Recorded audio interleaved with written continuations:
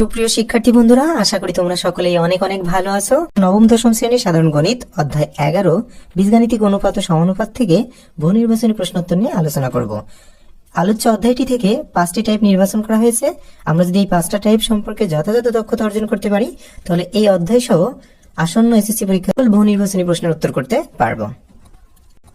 আমাদের নির্বাচিত টাইপ 5টি হলো টাইপ 1 অনুপাত, যার আলোকে 1 থেকে 5 নং বহু নির্বাচনী প্রশ্ন নির্বাচন করা হয়েছে। টাইপ 2 হলো সমানুপাত, যার আলোকে 6 থেকে 14 নং প্রশ্ন নির্বাচন করা হয়েছে। টাইপ 3 হলো ক্রমিক সমানুপাতি, যার আলোকে 15 থেকে 18 নং বহু নির্বাচনী প্রশ্ন নির্বাচন করা হয়েছে। টাইপ 4 হলো ধারাবাহিক অনুপাত, যার আলোকে 19 থেকে 27 বহু নির্বাচনী প্রশ্ন নির্বাচন করা হয়েছে। এবং টাইপ 5 হলো সমানুপাতিক ভাগ, যার আলোকে 28 থেকে 30 নং বহু নির্বাচনী প্রশ্ন নির্বাচন করা হয়েছে। তাহলে এবার আমরা টাইপ 1 অনুপাত এর আলোকে যে 5টি বহু নির্বাচনী প্রশ্ন নির্বাচন করা হয়েছে তার মূল বিশ্লেষণ পর্বে চলে যাই। 1, দুইটি সংখ্যার অনুপাত 3:4, এদের গসাগু 3 হলে সংখ্যা দুটি লসাগু কত? যে প্রশ্নটি এসেছে দিনাজপুর বোর্ড 2020 সালে। এই ক্ষেত্রে আমরা এই সংখ্যা দুটির সাধারণ একটা অনুপাত আমরা ধরে নিব। ধরে নিয়ে আমরা সংখ্যা দুটির সাধারণ অনুপাত হলো x। তাহলে সংখ্যা দুটি হবে, একটা হবে 3x এবং অপরটি হবে 4x। তো এদের গসাগু, অর্থাৎ এই সংখ্যা দুটির গসাগু হবে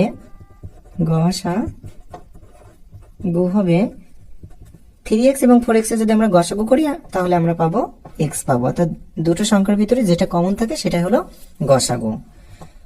তো প্রশ্নে আবার দেয়া আছে না এদের গসাগু হবে 3, কিন্তু আমরা পেয়েছি তো গসাগু x। তাহলে শর্ত মতে বা প্রশ্ন মতে আমরা লিখতে পারি, প্রশ্ন মতে x সমান কত হবে? 3।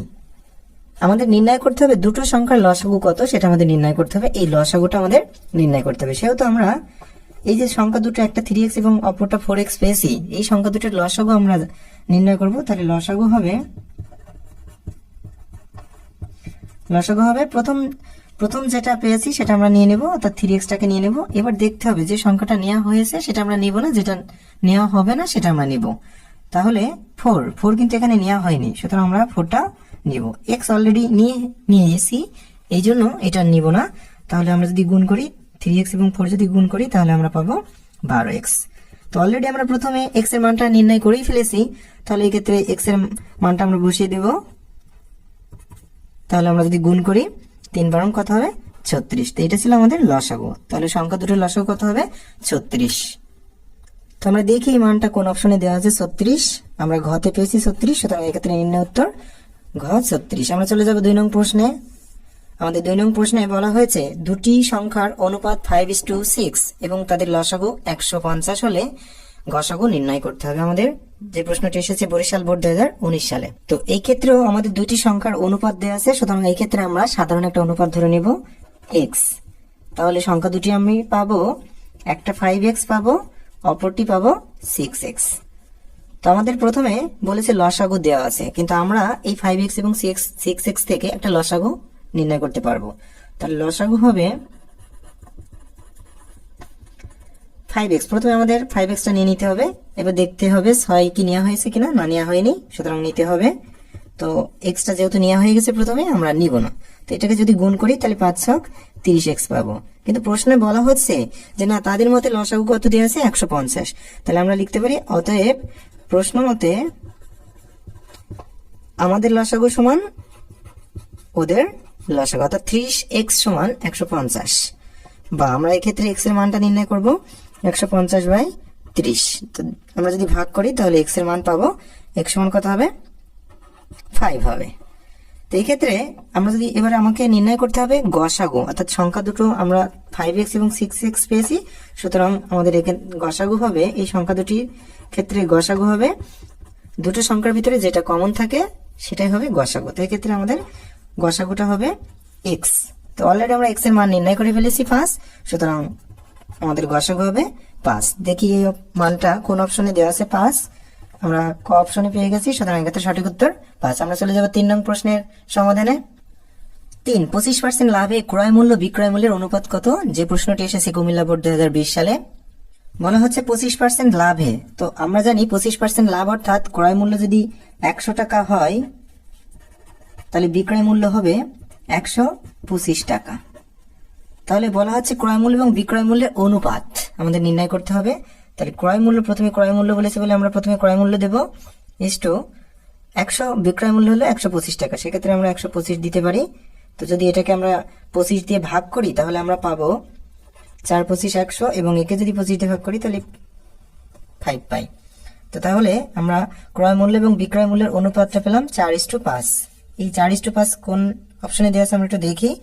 4:5, হ্যাঁ, ঘ অপশনে আছে, সুতরাং এক্ষেত্রে সঠিক উত্তর ঘ। আমরা চলে যাবো 4 নং প্রশ্নের সমাধানে। 4 নং প্রশ্নে বলা হচ্ছে একটি দ্রব্য 20% ক্ষতিতে বিক্রয় করা হলো, বিক্রয় মূল্য ক্রয় মূল্যের অনুপাত কত? যে প্রশ্নটি এসেছে বরিশাল বোর্ড 2020 সালে। এক্ষেত্রে আমাদের 20% ক্ষতি হচ্ছে, তো আমাদের লাভ বা ক্ষতি যাই হোক না কেন আমাদের ক্রয় মূল্য অবশ্যই 100 টাকা ধরে নিতে হয়। তো এক্ষেত্রে আমরা ক্রয় মূল্য অবশ্যই 100 টাকা ধরে নিব, এবং বিক্রয় মূল্য যেহেতু 20% ক্ষতি হয়েছে তাহলে অবশ্যই আমাদের কি হবে? কম হবে, বিক্রয় মূল্য অবশ্যই কম হবে, অর্থাৎ 100 থেকে আমাদের 20টা কি হবে? বিয়োগ হবে। তাহলে আমরা যদি বিয়োগ করি তাহলে আমরা পাবো 80 টাকা। তো আমাকে বলেছে প্রথম বিক্রয় মূল্য এবং ক্রয় মূল্যের অনুপাতটা কত। তো বিক্রয় মূল্য আমরা পেয়েছি 80 টাকা, অনুপাত ক্রয় মূল্য আমরা পেয়েছি কত টাকা? 100 টাকা। তো এই যে দুইজনের অনুপাতটা আমাদের নির্ণয় করতে হবে। তো আমরা যদি 20 দিয়ে ভাগ করি প্রত্যেককে, অর্থাৎ 80কে যদি আমরা 20 দিয়ে ভাগ করি তাহলে আমরা পাবো 4, এবং 100কে যদি আমরা 20 দিয়ে ভাগ করি তাহলে আমরা পাবো 5। তাহলে এই হলো অনুপাত, বিক্রয় মূল্য এবং ক্রয় মূল্যের অনুপাত। তো দেখি এই মানটা আসলে কত অপশনে আছে। 4:5। তাহলে এটা আমরা দেখতে পাচ্ছি খ অপশনে রয়েছে, সুতরাং এক্ষেত্রে সঠিক উত্তর খ। আমরা চলে যাবো 5 নং প্রশ্নে। 5 নং প্রশ্নে বলা হচ্ছে একটি দ্রব্য 25/2% ক্ষতিতে বিক্রয় করলে বিক্রয় মূল্য ক্রয় মূল্যের অনুপাত কত? যে প্রশ্নটি এসেছে রাজশাহী বোর্ড 2020 সালে। তো এই ক্ষেত্রে আমাদের ক্রয় মূল্য অবশ্যই, ক্ষতি হোক বা লাভ হোক, অবশ্যই আমাদেরকে ক্রয় মূল্য 100 টাকা ধরে নিতে হবে। তাহলে এই ক্ষেত্রে ক্রয় মূল্য আমাদের 100 টাকা ধরে নিচ্ছি। তাহলে ক্ষতিতে বিক্রয় করছে কি? ক্ষতিতে বিক্রয় করছে, তাহলে অবশ্যই আমাদের বিক্রয় মূল্যটা অবশ্যই ক্রয় মূল্য থেকে কম হবে, আর কম মানে আমাদের বিয়োগ করতে হবে, অর্থাৎ 100 টাকার থেকে 25/2 এটা আমাদের বিয়োগ করতে হবে। তো আমরা যদি বিয়োগ করি এটাকে লসাগু করলে হবে না 2, তো এটা যদি গুণ করা হয় তাহলে আমরা পাবো 200 বিয়োগ 25, বিয়োগ করলে হবে না 175/2 টাকা। তো 175/2 টাকা এটা হচ্ছে বিক্রয় মূল্য, আর 100 টাকা হচ্ছে ক্রয় মূল্য। আমাদের প্রথমে বলা হয়েছে বিক্রয় মূল্য, তাহলে আমাদের বিক্রয় মূল্য পেয়েছি 175/2 অনুপাত ক্রয় মূল্য, ক্রয় মূল্য আমরা পেয়েছি কত টাকা? 100 টাকা। এক্ষেত্রে আমাদের অনুপাতটা এই যে 175/2, এটাকে আমাদের একটা পূর্ণ সংখ্যায় পরিণত করতে হবে, অর্থাৎ আমরা একে যদি 2 দিয়ে গুণ করি তাহলে এটা পূর্ণ সংখ্যায় পরিণত হবে। তাই একজনকে তো 2 দিয়ে গুণ করলে হবে না, একেও আমরা 2 দিয়ে গুণ করব। তাই একে যদি আমরা 2 দিয়ে গুণ করি, অর্থাৎ 175/2 গুণ 2 ইস্টু 100 গুণ 2, তাহলে এখানে আমরা পাবো 175, এই 2 আর 2 কাটা গেল, আর এখানে থাকছে 2 100 200। এইবার আমরা ভাগ করব, 25 দিয়ে ভাগ করব। আমরা যদি 175কে 25 দিয়ে ভাগ করি তাহলে আমরা পাবো 7, আর 200কে যদি আমরা 25 দিয়ে ভাগ করি তাহলে আমরা পাবো 8। সুতরাং এই ক্ষেত্রে বিক্রয় মূল্য এবং ক্রয় মূল্যের অনুপাত আমরা পাচ্ছি 7:8। দেখি এই মানটা কোন অপশনে দেওয়া আছে। আমরা ক অপশনে পেয়েছি 7:8, সুতরাং এটাই সঠিক উত্তর। টাইপ 2 সমানুপাত, যার আলোকে 6 থেকে 14 নং বহু নির্বাচনী প্রশ্ন আমরা বিশ্লেষণ করব। 6, 5, 10, 8 এর চতুর্থ সমানুপাতি কোনটি? যে প্রশ্নটি এসেছে যশোর বোর্ড 2016 সালে। তো 4টি সমানুপাতির ক্ষেত্রে আমরা জানি, ধরা যাক এ, বি, সি আর ডি 4টি সমানুপাতি, সেই ক্ষেত্রে আমরা লিখতে পারি A:B সমান C:D। তদ্রুপভাবে এখানে 5, 10, 8 দেওয়া আছে, কিন্তু চতুর্থ সমানুপাতি নাই, তাহলে আমরা ধরে নিই চতুর্থ সমানুপাতিটা x। তো সেই ক্ষেত্রে আমাদের দাঁড়াবে 5:10 সমান 8:x। তো অনুপাত যেহেতু একটা ভগ্নাংশ, সুতরাং আমরা এই ক্ষেত্রে লিখতে পারি 5/10, এক্ষেত্রে লিখতে পারি 8/x। আমরা এবার r গুণন করতে পারি, অর্থাৎ 5 এর সাথে x গুণ করলে আমরা পাবো 5x সমান 8×10 80। আমাদের x এর মান নির্ণয় করতে হবে, সুতরাং 5টা x এর সাথে গুণ আকারে ছিল, ডান পাশে গেলে অবশ্যই ভাগ হবে, অতএব x সমান 5×16 80। তো এই ক্ষেত্রে x এর মান আমরা পেলাম 16। তো দেখি 16 মানটা কোন অপশনে দেওয়া আছে? 16, হ্যাঁ, তাহলে চতুর্থ সমানুপাতিটাই হবে 16।